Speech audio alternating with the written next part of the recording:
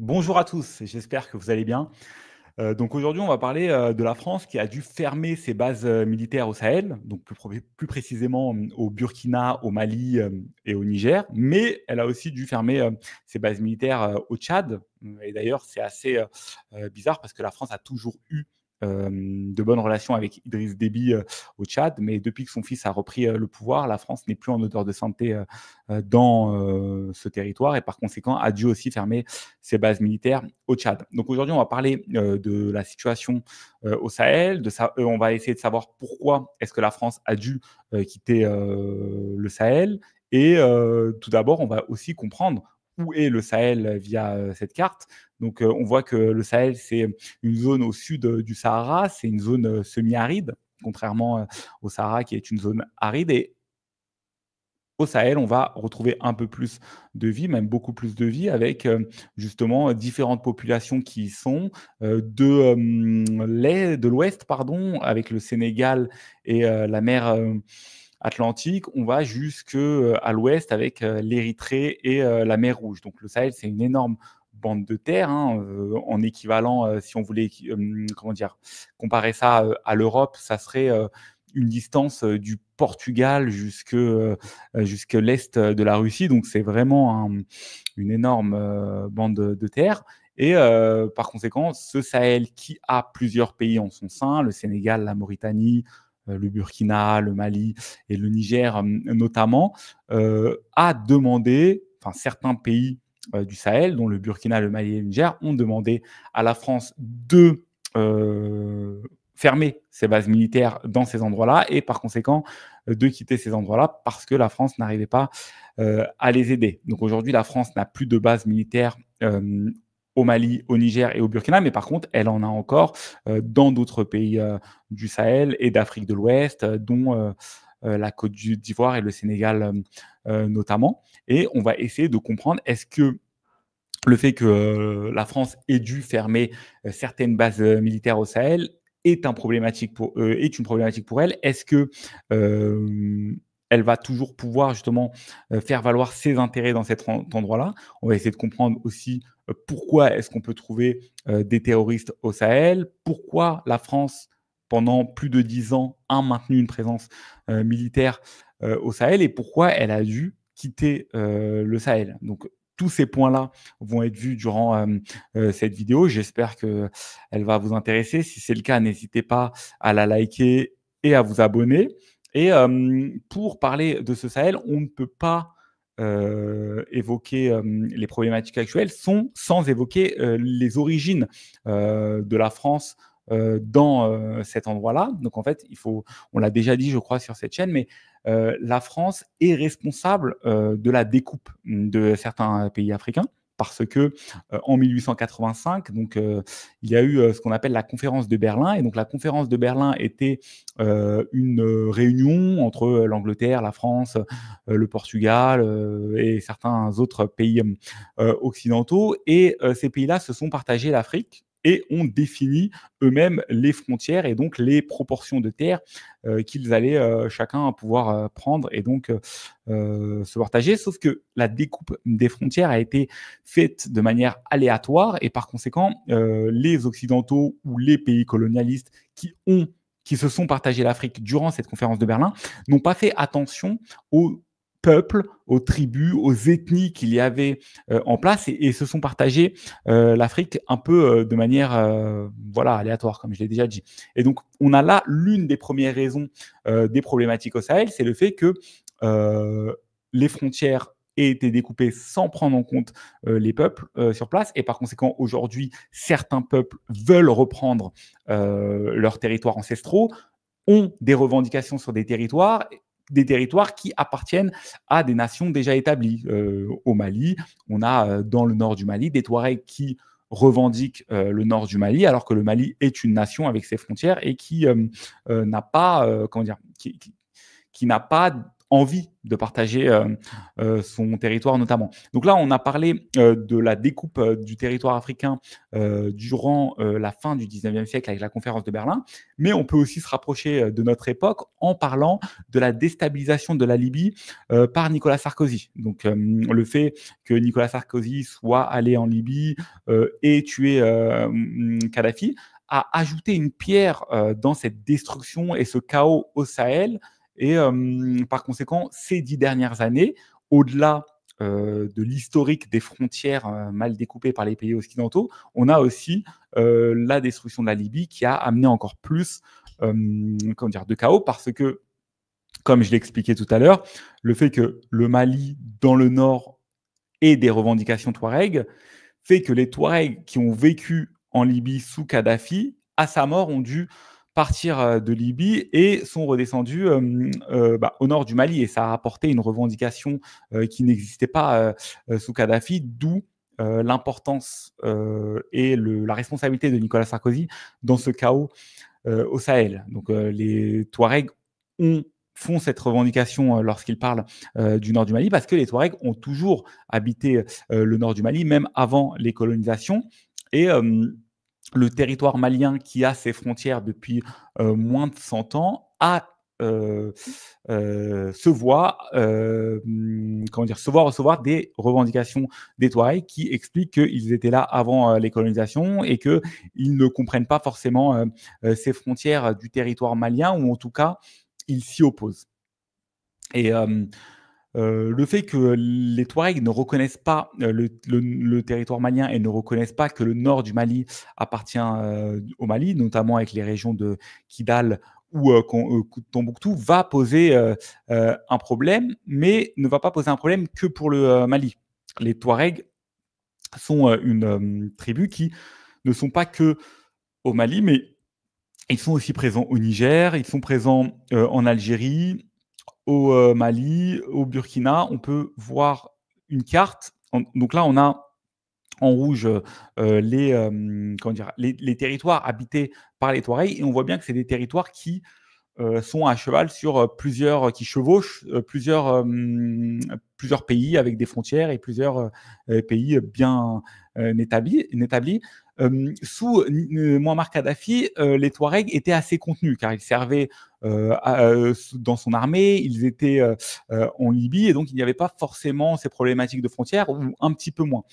Mais lors de la chute de Muammar Kadhafi en 2011, et le fait que le pays ait été en pleine guerre civile, les Touaregs ont pu s'armer. Il y a eu une distribution d'armes, ou en tout cas une ouverture des dépôts d'armes en Libye, et par conséquent, les Touaregs qui ont été surarmés par la destruction de la Libye ont pu aller au Mali, revendiquer leur territoire et s'opposer à l'armée malienne qui, elle, était bien moins armée que les Touaregs. Et par conséquent, à ce moment-là, à la chute de Muammar Kadhafi et du fait que les Touaregs partent de Libye pour aller au Mali et revendiquer les territoires du Nord, le gouvernement malien a dû appeler la France à l'aide en 2013 afin de pouvoir les aider à combattre ces Touaregs que la France a elle-même amené en détruisant en 2011 la Libye. Donc on voit bien que c'est une histoire assez compliquée, et les Touaregs en soi ont plus ou moins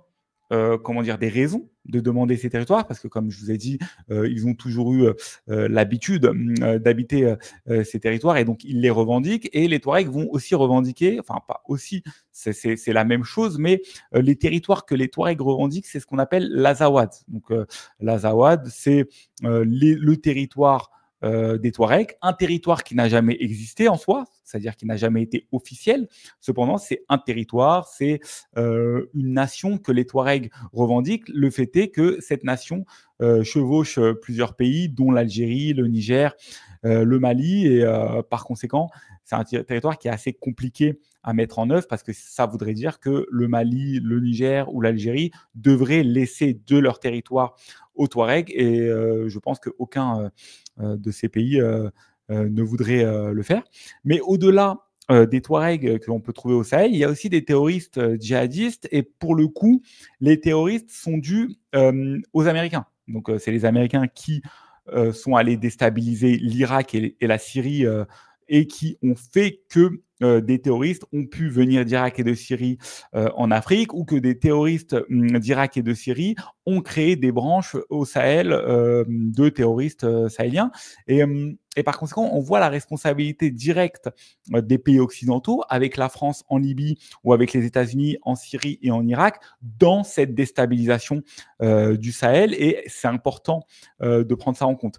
La France, en 2013, a aidé le Mali, mais n'a pas aidé le Mali que contre les terroristes. Elle les a aidés aussi contre les Touaregs. Et il y a même plusieurs types de Touaregs et plusieurs types de terroristes djihadistes au Sahel. Et c'est ça qui rend cette guerre au Sahel compliquée, parce que il faut déjà faire la distinction au Sahel entre ce qu'est un terroriste, ce qu'est un musulman, ce qu'est un Touareg, etc. C'est là où on arrive à une situation un petit peu compliquée, parce que la France, qui va épauler l'armée malienne qui est musulmane, s'oppose à des terroristes djihadistes qui eux aussi se revendiquent musulmans. Donc on voit bien là qu'on n'est pas face à une guerre de religion, ou en tout cas la religion n'a pas forcément sa place. Ce qui va avoir sa place dans ce conflit au Mali, au Burkina, au Niger, va être des groupes insurrectionnels qui ont comme objectif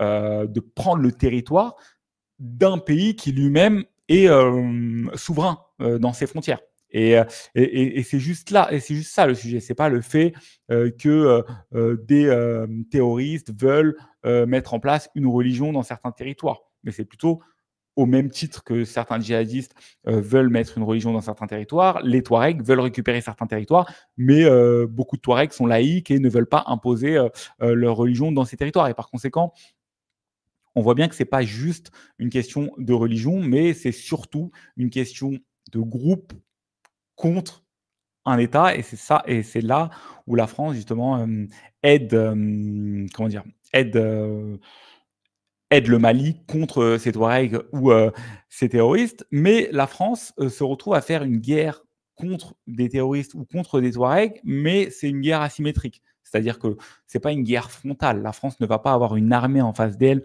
qu'elle va devoir affronter, mais elle a des djihadistes qui font une sorte de guérilla. Et la France aurait dû le savoir au préalable, mais elle est quand même partie au Sahel avec une armée conventionnelle, des hélicoptères, des chars, des avions de chasse. Et c'est assez, ça peut se faire, on peut se poser des questions sur cet armement français lorsqu'on sait que les terroristes pratiquent la guérilla. Et on n'a pas au Sahel un conflit similaire à ce qu'on pourrait avoir en Ukraine. En Ukraine, il y a deux armées face à face, donc l'armée russe et l'armée ukrainienne, qui combattent face à face pour des territoires. Au Sahel, c'est un peu plus compliqué que ça. Il n'y a pas des Touaregs ou des djihadistes dans un territoire prédéterminé que la France ou que les États du Sahel essayent de déloger. Non, c'est plutôt des terroristes qui attaquent puis se cachent parmi la population. Et par conséquent, c'est pas une guerre, c'est une guerre asymétrique. Et donc, au-delà de cette guerre, il est aussi assez compliqué pour le Sahel, pour la France, pardon, de surveiller tout le Sahel. Donc, comme je l'ai dit tout à l'heure, le Sahel, on parle d'un territoire aussi grand que si on prenait, si on allait du Portugal à la Russie en Europe. Donc, c'est un territoire faisant plus de 5000 kilomètres. Donc, c'est énorme. Et la France n'a pas les moyens, avec ses 5000 hommes, de pouvoir justement quadriller tout ce territoire. Et voilà, donc c'est assez compliqué.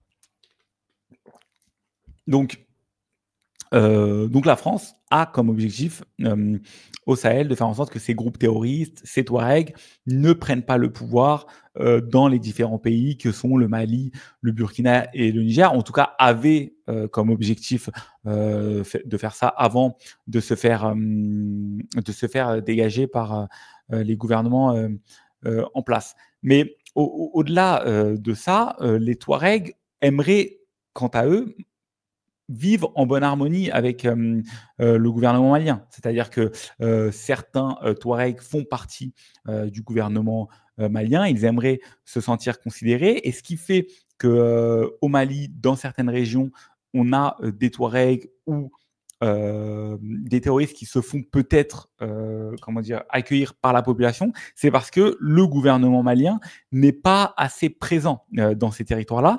Et par conséquent, l'objectif du Mali, au-delà de récupérer ces territoires, c'est aussi de récupérer ces territoires de manière militaire, c'est aussi d'amener une réponse politique, de pouvoir justement faire en sorte que toute la population puisse se sentir considérée et non pas seulement le sud du Mali avec la capitale Bamako, là où est le gouvernement. L'objectif est aussi que dans le nord et dans les régions de Kidal ou de Tombouctou, les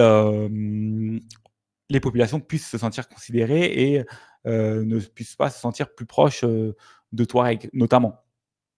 Mais ce qu'on voit dans ce conflit au Sahel, c'est aussi l'hypocrisie de la France. Donc la France qui va aider le Mali contre les Touaregs, alors qu'elle-même a participé au fait que les Touaregs ont dû quitter la Libye pour rejoindre le Mali lorsque la France a déstabilisé la Libye. Et aujourd'hui, la France va expliquer au Mali, avec son ministre de la Défense, Jean-Yves Le Drian, que le Mali devrait partager son territoire avec les Touaregs et laisser de la place à ces Touaregs. Donc, il y a une vraie hypocrisie dans cette histoire parce que c'est la France qui, de base, a mal découpé ces territoires, qui de base a déstabilisé la Libye et aujourd'hui demande au Mali de partager des territoires avec les Touaregs. Donc c'est assez inaudible et il n'y avait pas que ça qui était inaudible. La France, malgré ses avions de chasse, ses chars dont on a parlé tout à l'heure, n'a toujours pas réussi à mettre en place la paix au Sahel. Et en 2020, il y a eu les premiers coups d'État au Sahel d'armées du Mali, notamment du Niger et du Burkina, qui ne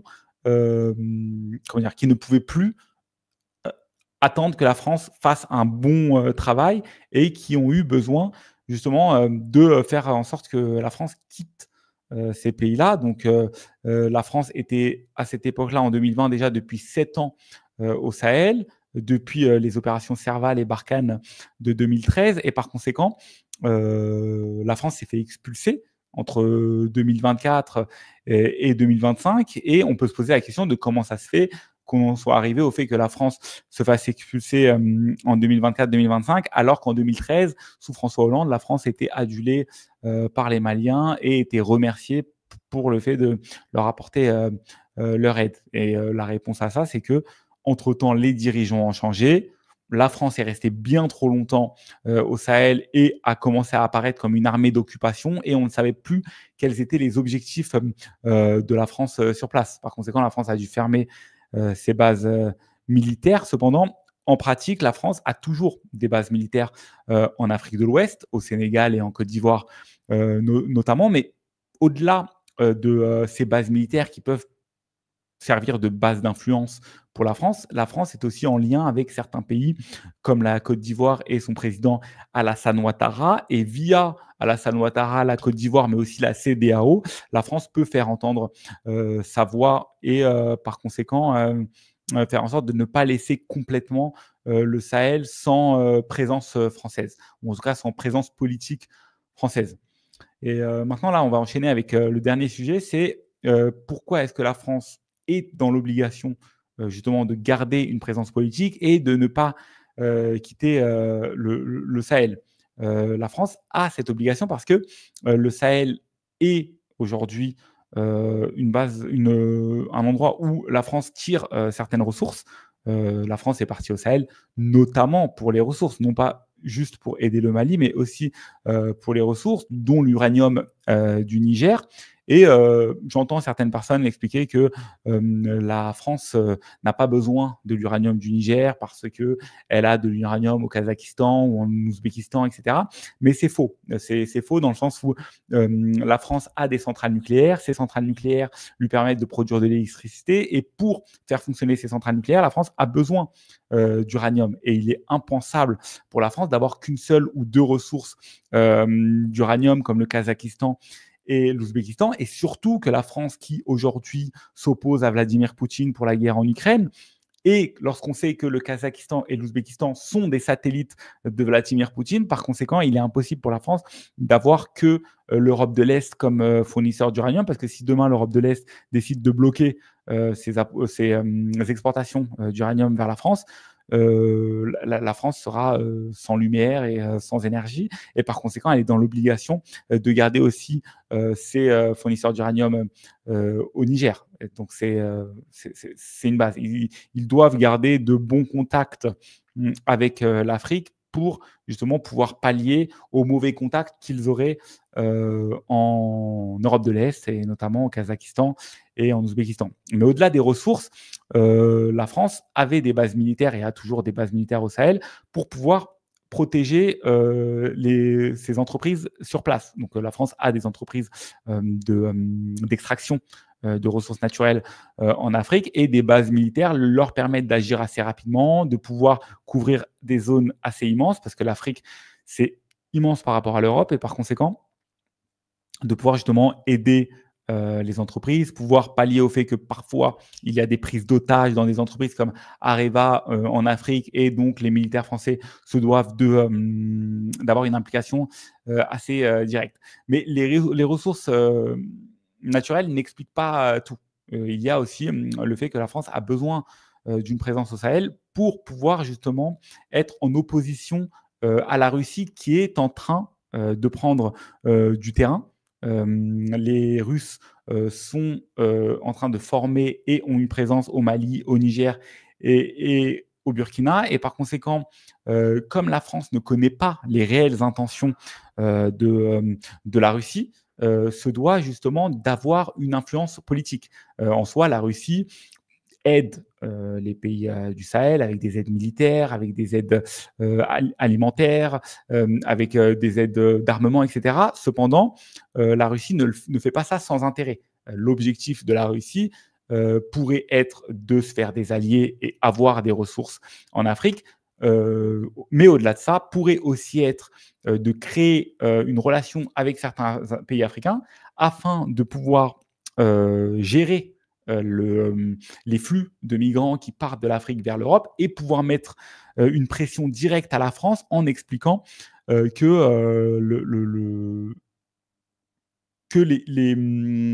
tient les vannes de la migration, et par conséquent de pouvoir menacer directement la France. On sait que Kadhafi en Libye, avant qu'il meure, et Erdogan actuellement en Turquie, utilisent ces armes des migrants pour déstabiliser les pays d'Europe. Erdogan et Kadhafi ont toujours utilisé ce concept de l'ouverture des frontières pour faire en sorte de mettre des pressions aux pays européens. Kadhafi, à l'époque, avec la Libye, était une porte vers l'Europe, et il protégeait en quelque sorte les pays européens de migrants. Mais Erdogan actuellement, qui a des contrats avec l'Union européenne, lui aussi est une porte vers l'Europe. Eh bien, la Russie aujourd'hui, en étant présent en Afrique, peut utiliser peut-être les mêmes pressions envers l'Europe, et par conséquent n'a pas besoin de faire une guerre directement à l'Europe, mais peut justement les menacer de manière indirecte. Et donc ça, c'est assez important à comprendre. Et j'espère que cet épisode vous a plu. Si c'est le cas, dites-moi ce que vous en avez pensé en commentaire. Et je vous dis à bientôt.